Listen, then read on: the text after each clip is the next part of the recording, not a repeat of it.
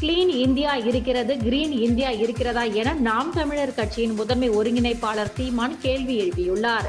திருத்தணி அருகே ஆகஸ்ட் 30 நாம் தமிழர் கட்சியின் சார்பில் மரங்களின் மாநாடு நடைபெற உள்ளது.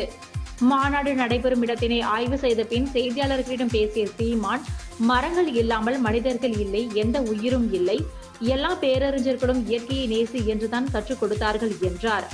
தமிழகத்தில் ஒவ்வொரு அரசியல் கட்சியும் 1.5 கோடி தொண்டர்கள் இருப்பதாக கூறுகிறார்கள்.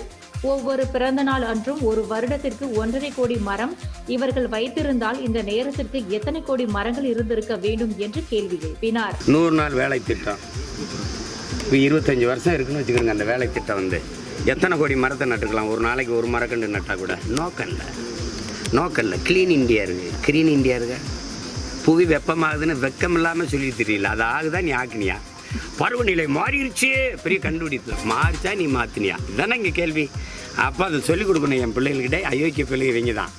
இவங்க இருந்து உன் பூமியை பத்திரமா வச்சுக்கணும்னா நீ வணங்குறதுக்கு லட்சம் ஜாமி இருக்குடா, வாழ்கிறதுக்கு ஒரு பூமி தான் இருக்குது.